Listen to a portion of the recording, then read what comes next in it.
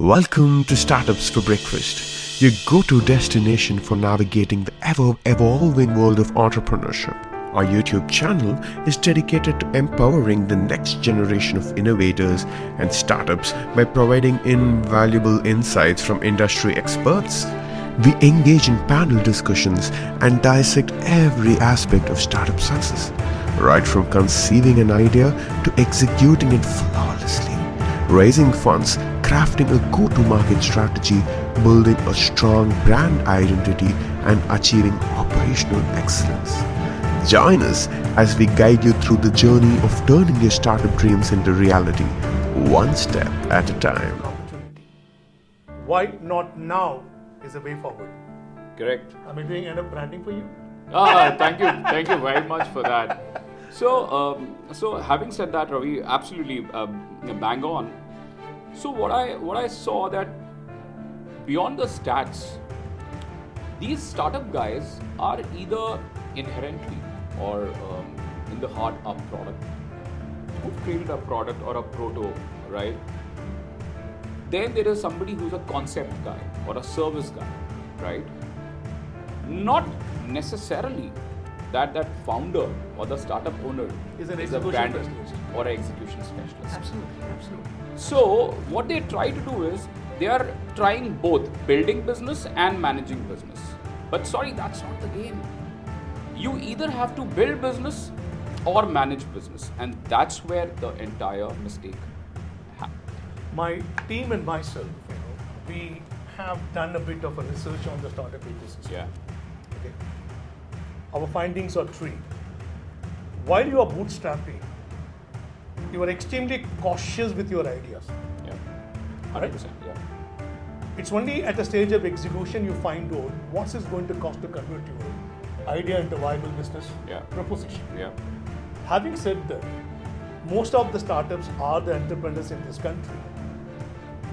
Work with an idea, but they do not attempt to solve a problem. 100%. Is that a right observation? Absolutely right observation. I'll tell you why. So again, I'm going by stats. Ravi, there are three kind of startups in India, and they have been divided into three quadrants. Three quadrants. Yeah. Very interesting. Now, the first one is the startups who are in the space which is solving core problems of India or the nation, okay, or a particular industry sector. Then comes, which is what we call as transformation. Absolutely. Okay, so Absolutely. transformational is wherein you've gone beyond the core, but now you're trying to build something which will be very beneficial for the nation, citizens, and globally the economy. The third comes called radical. Radical is which nobody has thought today, but you're going beyond the time to create something, right? For example, if today an agri-tech comes out with a robot, right, which can actually prune the fruits or the orchards for yourself, that is radical. Means nobody has thought about it today. Nobody would have even imagined that. Absolutely. So this guy is into a radical space. Now the problem lies that the startup owner or the founder does not have even earmarked his space in the three where he belongs to. Either he's in core, transformational, or radical. So if he does not even know that or have not realized his own space, where would he position his strategy? Absolutely. Right? So that becomes so what you said is what I've translated into three buckets. Okay. This is one. Two, when we talk about a startup or an entrepreneurial journey, there are again four buckets where a startup needs to, it's a mandate that he needs to think on those lines. The first is the startup home. It starts with the home. What's your purpose of existence? What is the problem that you're trying to address? Okay. So then, if you know your purpose, vision, and mission. So purpose is large. Then comes the vision, which is like your earmarked, milestone that you want to reach. And then mission. How would you reach that vision? So not every startup has even created this own narrative for themselves. This is called a brand narrative or a conversation that startups should provoke in the market with their own stakeholders.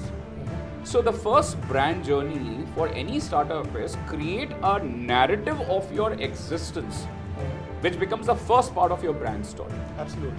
Then comes, if you have created your brand story or a narrative or a conversation map, then you move on to something called the stakeholders conversations. Absolutely.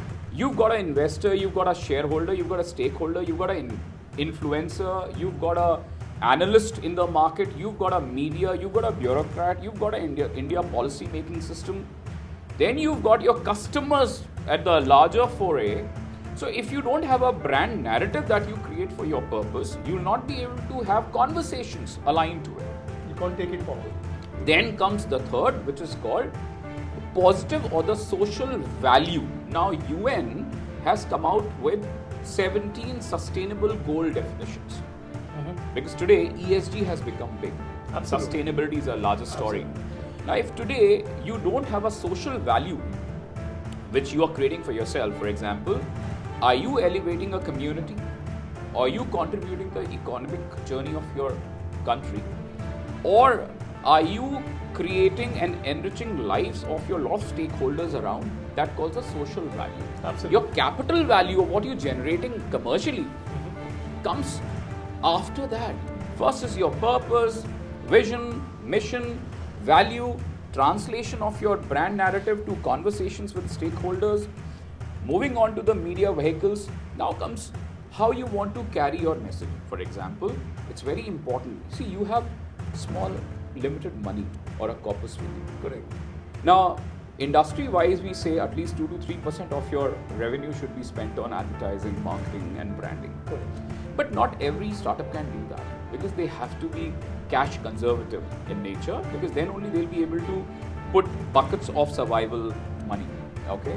So if they have limited money, they will have to then choose wisely. Is the home bucket that you have taken care of, how much money needs to go in there? Not every startup can spend on ATL or the large mainframe media like TV and newspaper, which is very expensive. So for them, imagine your social media, your PR, your integrated corporate reporting becomes the most viable and potent vehicles For branding. for branding. Correct. Right? So this is how every startup needs to think in their brand journey. Differently. Seldomly that happens. So this is where why not now thought. So the vision of